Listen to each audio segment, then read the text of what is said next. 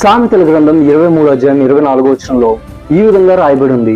నీతిమంతుని తండ్రికి అధిక సంతోషం కలుగును, జ్ఞానం గల వానిని కనినవాడు వాని వలన ఆనందం పొందునని అక్కడ రాయబడి ఉండడం మనం చూడగలుగుతాం. ఈ అధ్యాయాన్ని మనం గమనించినప్పుడు ఇవి జ్ఞానులు చెప్పిన మాటలుగా మనం చూడగలుగుతున్నాం. ఇవి సొలొమోను మహారాజు కాకుండా ఇతర జ్ఞానులు చెప్పిన సామెతలు. ఇక్కడ మనం చూసినప్పుడు మనం నీతిని జ్ఞానాన్ని పొందుకోవాలని రచయిత తెలియజేస్తూ, అలా మనం ఎప్పుడైతే నీతిమంతులుగా జ్ఞానవంతులుగా ఉండగలుగుతామో అది మనకు క్షేమకరమని, అది మన తల్లిదండ్రులకు సంతోషాన్ని కలిగిస్తుందని అతడు తెలియజేస్తున్నాడు.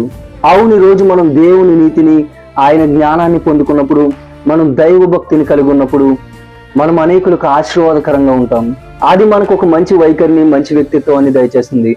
దాని ద్వారా మనం ఇతరులకు సంతోషాన్ని కలిగజేసేవారుగా ఉంటాం. ముందుగా మన తల్లిదండ్రులకు మనం సంతోషాన్ని కలిగజేసేవారుగా ఉంటాం.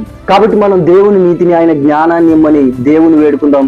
అప్పుడు ఆయన మనకు తన జ్ఞానాన్ని, నీతినిచ్చి మనం ఎలా నడవాలో మనకు నేర్పించి అనేకులకు ఆశీర్వాదకరంగా దేవుడు మనందరినీ మార్చును గాక. అటువంటి కృప దేవుడు మనందరికీ దయచును గాక. ఆమేన్.